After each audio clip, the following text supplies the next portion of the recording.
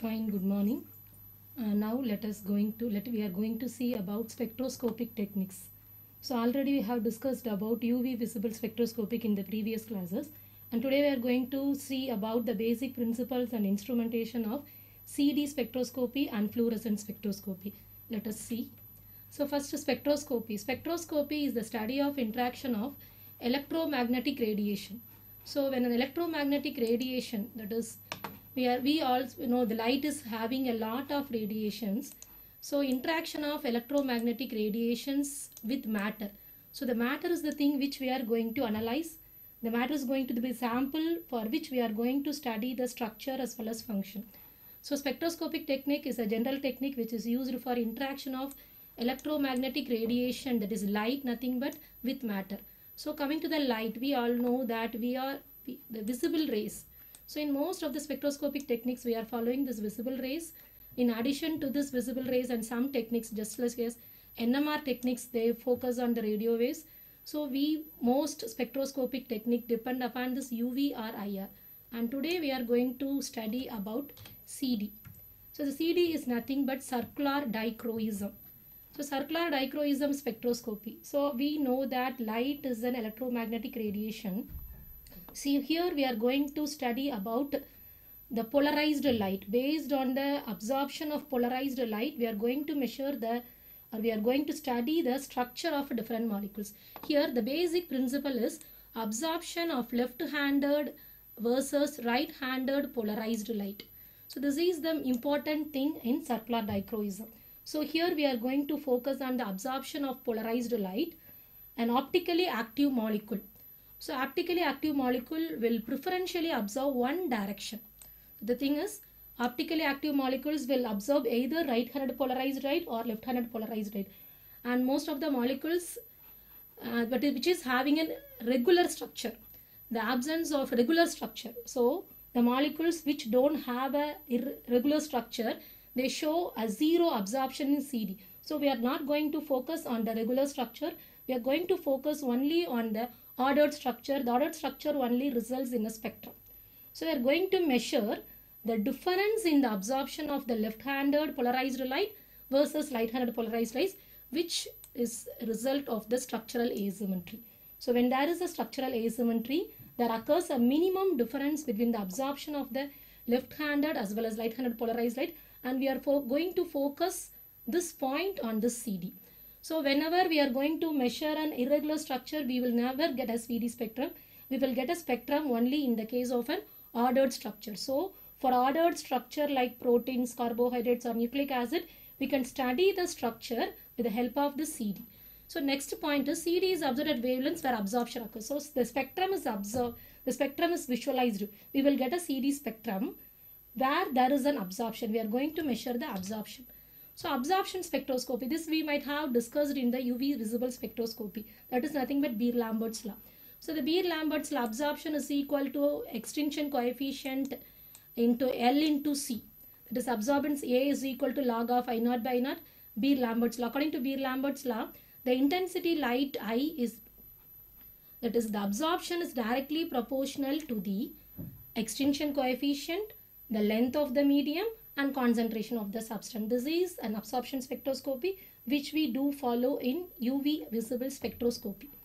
So the longer the path or more concentrated pathway, if the sample is more concentrated, the higher the absorbance. If the sample is more diluted, the lower the absorbance. If the path length is high, if the path length is distance, higher the absorbance. If the path length is small, lower the absorbance. So this is which we have discussed in UV visible. In coming to the CD, the CD, here CD absorptions is equal to epsilon coefficient, the difference in the extinction coefficient into L into C. It is a formula which is similar to that of the UV visible.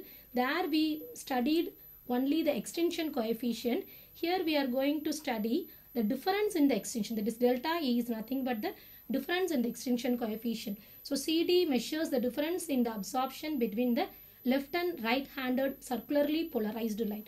So the difference is generally less than 10 m-1 c-1. The CD signal is very small difference between the two large signals. So here we are going to focus, whereas in the absorption spectroscopy in the case of UV visible spectroscopy, we focus on the rate of absorption by the sample. Here we are going to focus on the difference between the absorption of the left and right-handed circularly polarized light. So what do you mean by circularly polarized light? So all the light, we know that a light is electromagnetic radiation which is moving in a straight line and which moves in all directions. So the polarized light is, the thing is, we are making the light to pass through a polarizer. There are two different types of polarized light: linearly polarized light and circularly polarized light. In CD, we are going to focus on the circularly polarized light. So what is the difference between this linear polarized and circular polarized? So in linear polarized light, the direction is constant, the magnitude varies. Here the magnitude varies. The linearly polarized light, so this is, the direction is constant but the magnitude varies. Whereas in the case of circularly polarized lights, the direction varies. See here, each and everything we are having a different direction, the magnitude is constant. So polarized light is a thing, whenever we are passing a light through a polarizer, the light is focused to move in a single direction. So if it is a linear polarized light, the direction is constant and the magnitude varies. If it is a circularly polarized light, the direction varies and the magnitude is constant. So this is the thing. So here see, the circularly polarized light, this is the right-handed, the first one is right-handed polarized light. So see here, the E is nothing but extinction. So right-handed, it moves to the right-handed, whereas in the left-handed. So the circular polarized light can be observed in two different ones. One is right-handed, another one is left-handed. So coming to this is a basic principle. So here this is an absorption spectra which we follow in UV visible spectroscopy. Here dichroism. So we are making our light to pass through a polarizer and we are making dichroism, creating a dichroism. So see here, for centrally we are having an optically active. So this is an optically active sample. So as I have already said that optically active sample observes any one of the either right or left. So here there is a preferential absorption to right hand polarization. So a molecule shows its absorption both in right as well as left handed polarized light. But if it is an optically active chiral molecule, it shows its absorption in only one, either right or left. So we can make a difference. So as we have already said, the difference is very, very small. So circular dichroism is nothing. The main principle is we are going to measure the difference. The thing is very, very important. So difference between the absorption of left and right-handed circularly polarized light, it is not a linear one. So this point is very, very important in the principle, difference and circularly polarized light. So we are making our sample, that is the sample is nothing but for the structure which we are going to elucidate. We are going to make the difference in absorption. So this is an instrumentation. This is a model of instrumentation. So here we can focus. This is the CD spectrophotometer. So the thing here is we need a light source. It's an ordinary light source. Another one is polarizer. The polarizer is to focus the light in a circularly form. It rotates to the right as well as left. Our sample is kept inside the path where the light is being passed, and our sample absorbs both in the left or the right, or in the right alone or in the left alone. So this is the instrumentation and this is the spectra which is being displayed after the measurement. So what are the typical conditions? So very, very simple conditions. The volume 400 microliter, where in the case of UV visible we need some more high. So 400 microliter concentration of volume is enough, and the path length is only 1 millimeter, and the concentration is 0.25. The minimum concentration which we can use in the CD is 0.25 milligram. And then stabilizers. So in order to make our sample stabilize, we can add some metal ions in minimum concentration and buffer. So coming to the buffer, we have to use very, very low concentrations to maintain protein stability if you are using. So these are the conditions. The very highlight one is the volume is very, very less. 400 microliter is enough. Next, so this is an example of a CD spectra which is uptime. So the thing is here in CD spectra is highly applicable to measure the secondary structure of protein. So we already know we are having alpha helix, beta sheet, random coils. So we have some regular secondary structures, and we can differentiate the secondary structure based on the CD spectra. Here you see this is a structure of different proteins. The first one, the blue color mentioned is chymotrypsin. Here it is all beta. So whenever there is all beta, you see the signal is somewhat low here. So this is all beta. Next, coming to the red color is mixed, that is lysozyme. It's a protein which is having alpha as well as beta. So we are having an absorption spectrum in the top as well as in the bottom. So this is lysozyme. Another one example is triose phosphate isomerase. This is mostly alpha and some beta. So we are also having a peak in the topwards, the green color peak, and here also downwards. So we can differentiate. Then myoglobin. So myoglobin is a protein you see here. It is having all alpha helices. So we can, based on the spectra alone, we can differentiate whether a protein is having more alpha helix or more beta sheet or a mixture of alpha and beta. So this is the thing. The blue color which is having all beta, and it is a black color which is having all alpha. So from the peak, so we can differentiate black color peak as well as blue color peak. So black color peak is mostly topward since it is having all beta, and coming to this that is a blue color peak which is near the bottom, it is having all beta, and then black color is all alpha. So this is the band. So this is the spectra of the protein. This is the band. So alpha helix. So alpha helix, negative band, positive band. That is negative is nothing but the downward spectrum, positive is upward spectrum. So for alpha helix we are getting 222 and positive is about 192. So we can see here alpha myoglobin positive, and here this is negative. So beta sheet is 216, 195, beta turn.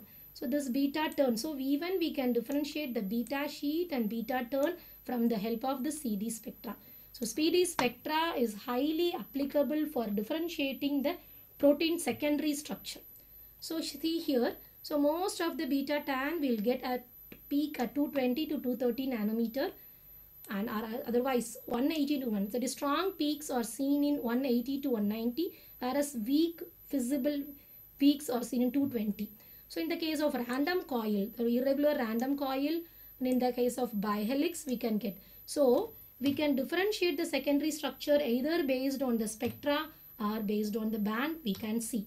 So here see, so E. coli DNA. So the first I said that we can study the difference on the secondary structure, whether we are having a more alpha helix or more beta sheet, we can differentiate based on the CD spectra. Here coming, whenever we are taking an E. coli DNA, so the straight line is a native DNA, whereas this dotted line is a denatured DNA.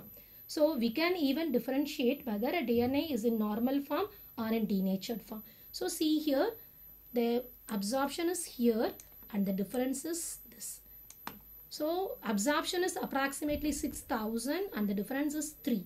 So the difference is 0.05% of original.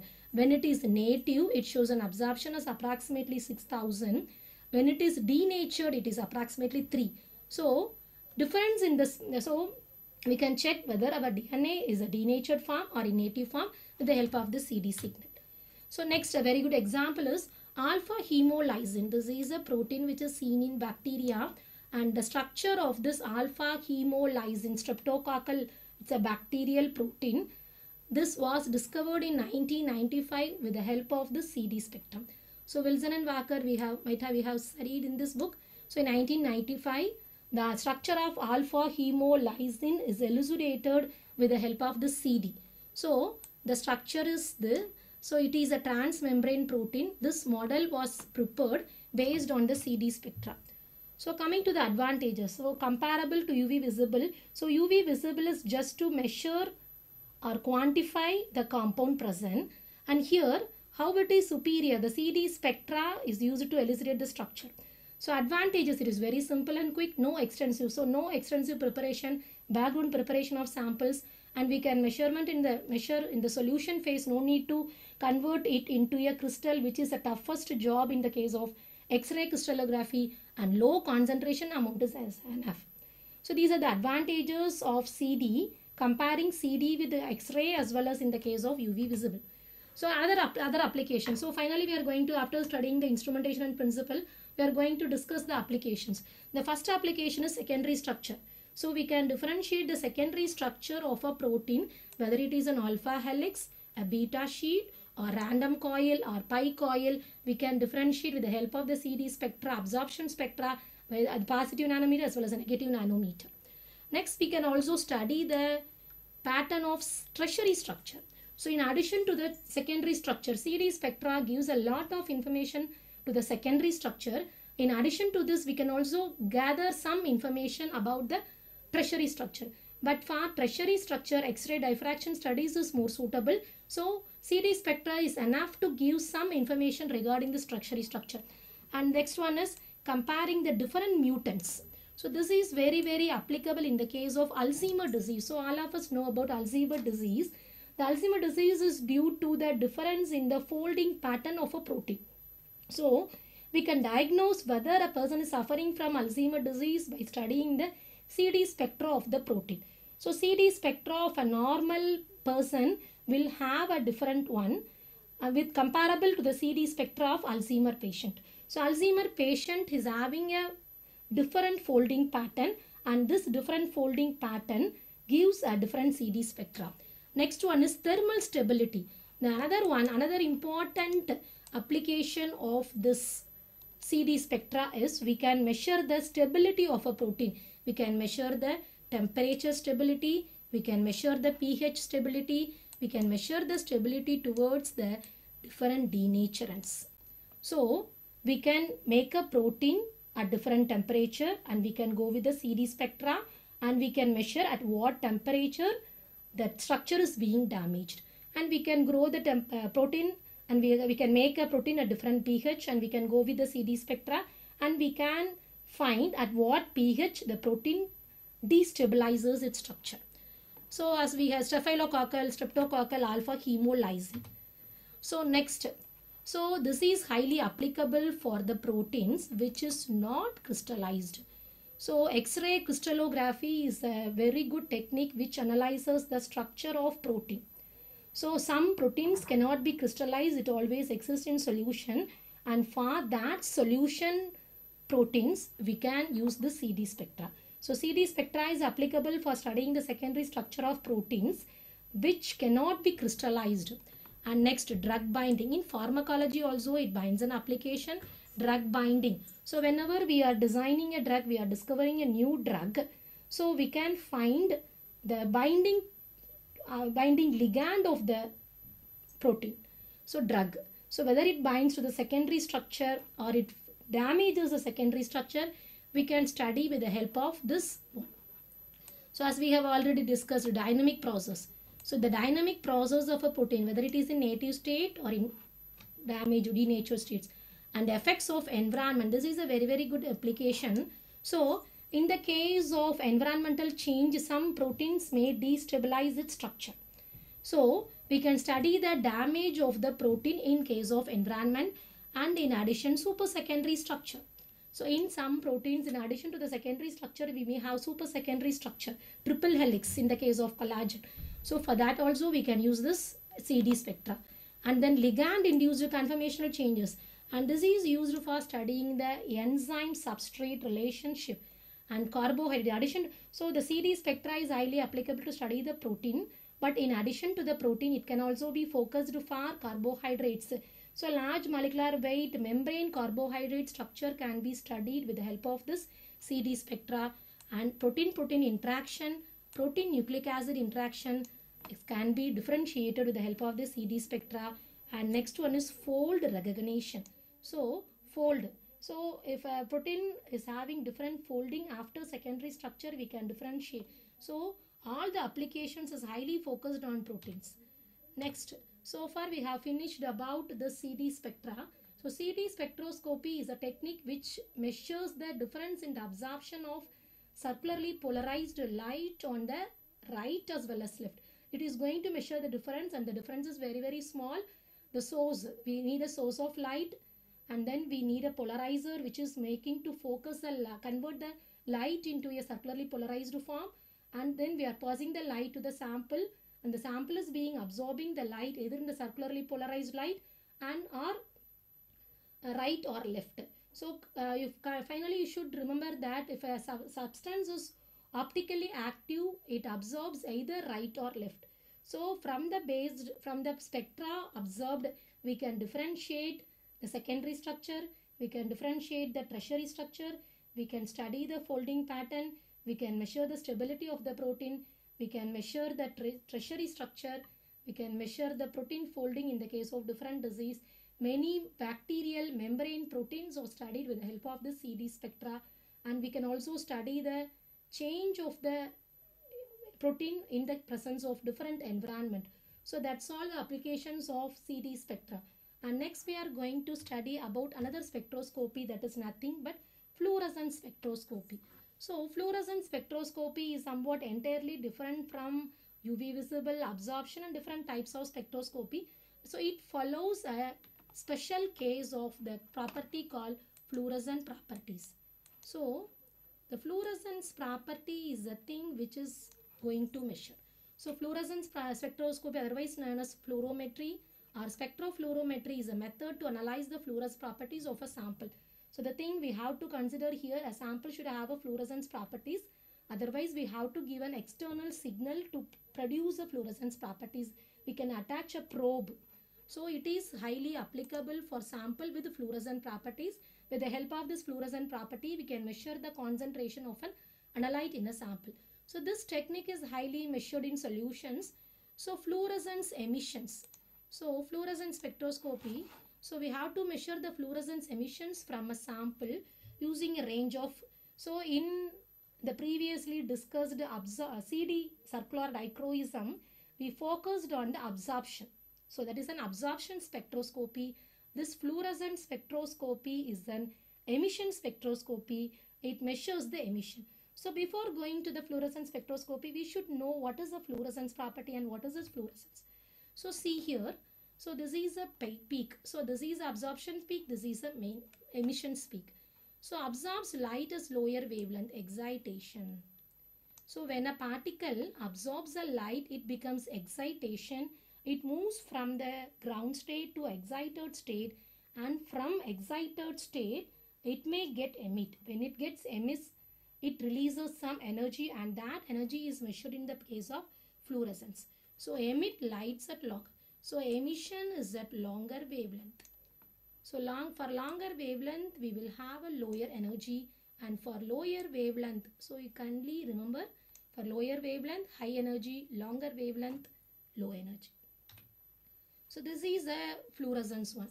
So see here S0.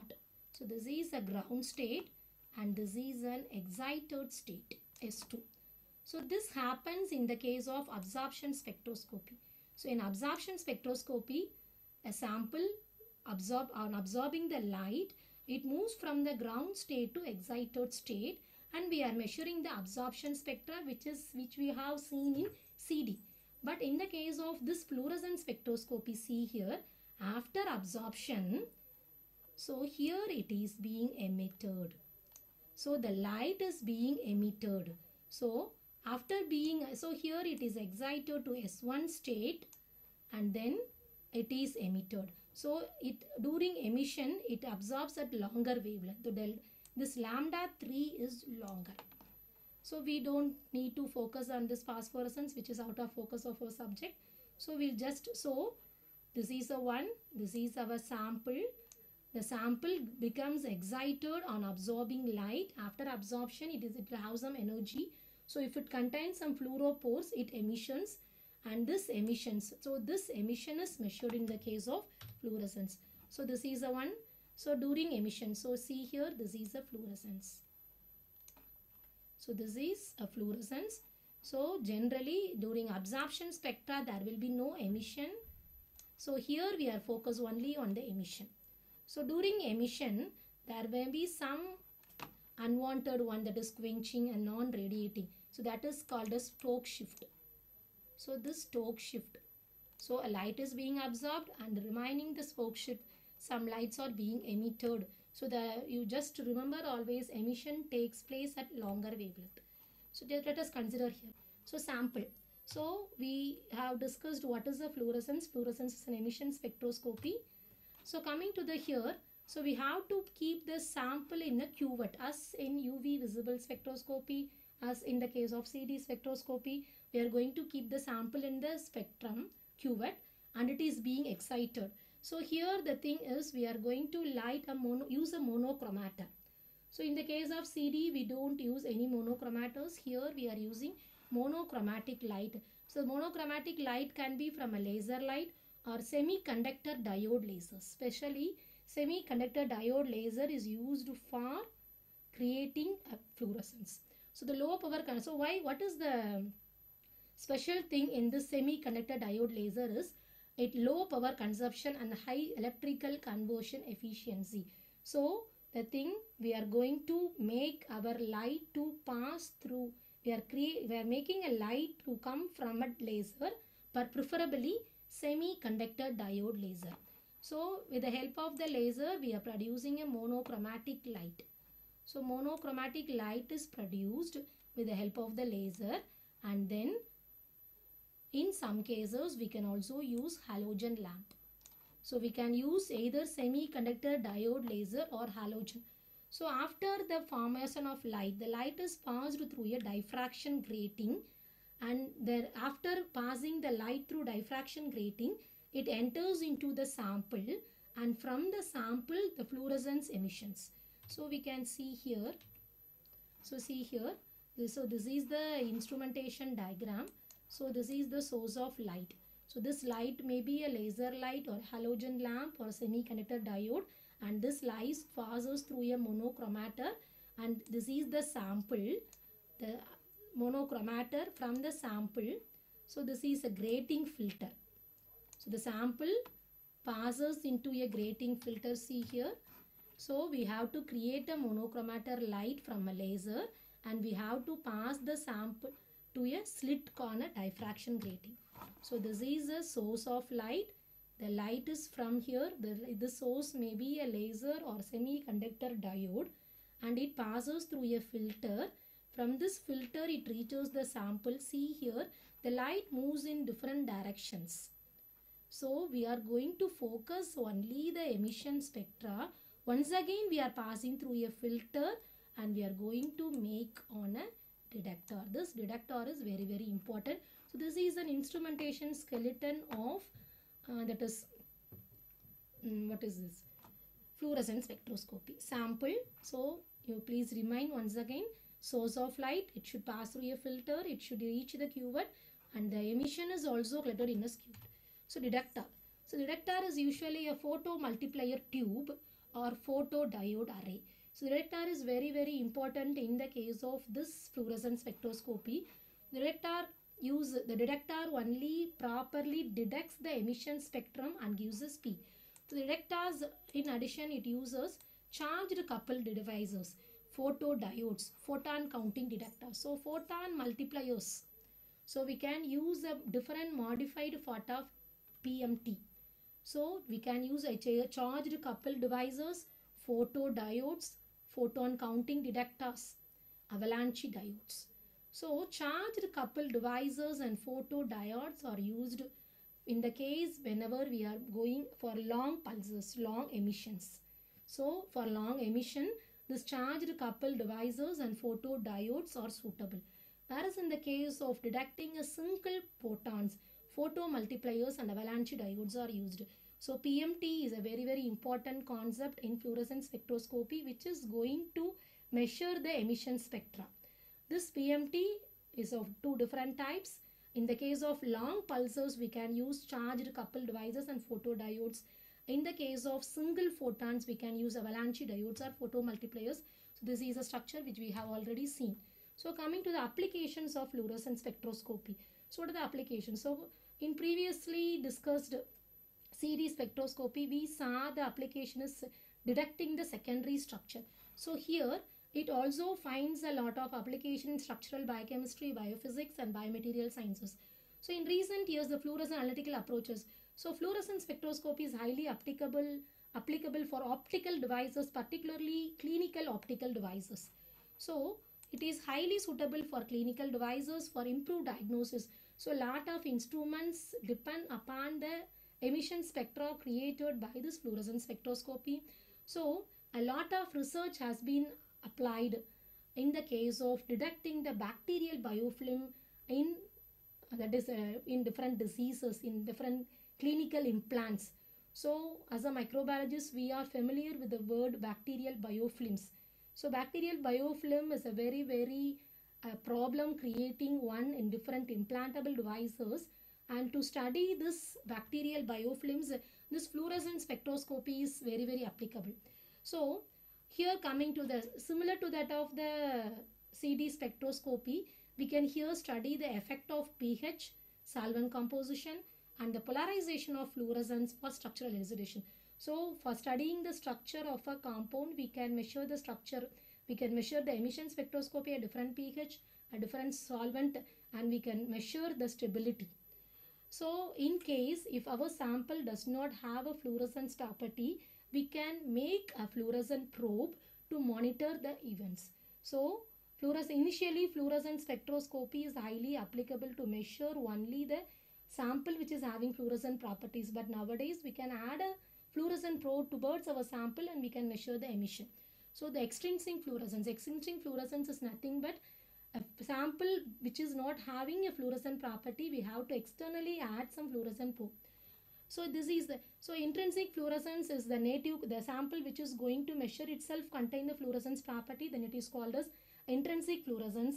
Whenever we are adding a fluorescent probe to measure a emission spectra, that is called as extrinsic fluorescence. So then another one is we can use this for in vitro as well as in vivo studies, whole cells. So we can track the movement of an ion both in the in vivo as well as in vitro. And another important property of this fluorescence spectroscopy is to measure the porphyrin derivatives, particularly once again this is a microbiological applications. So the porphyrin derivatives, so we can measure the difference in the porphyrin derivatives which is seen in bacteria, once again in bacterial biofilms as well as in the case of that is target tissue samples. So coming to this, the porphyrin derivative, they provide a visible red emissions. So they show emissions in the red spectra, visible region from bacterially contaminated side, whereas healthy tissues. So we can differentiate a healthy tissue from bacteria affected tissue with the difference in the absorption of the red emission. So if there is more red emission, then the place or the tissue is being contaminated or being seen with the bacteria. If there is no red emission, we can say that the area or the tissue is free from bacteria. Then it is also used to study the application of optical method, light induced fluorescent devices. So different types of optical devices in clinical labs, we can use this emission spectroscopy. And next, drug binding properties. So these are all the applications of drug binding studies. So far we have seen about CD spectroscopy and fluorescence spectroscopy. CD spectroscopy finds in applications in studying the absorption spectra of secondary structure of protein, whereas in the case of this emission spectroscopy, fluorescence spectroscopy finds its application in studying the bacterial biofilms structure of. So in addition to the location of the bacteria, it can also be used in studying the different types of optical devices. That's all. So for any doubts and clarifications, you can contact me. And then next class, we'll discuss about another technique called NMR spectroscopy technique. Thank you for your patience listening. Thank you.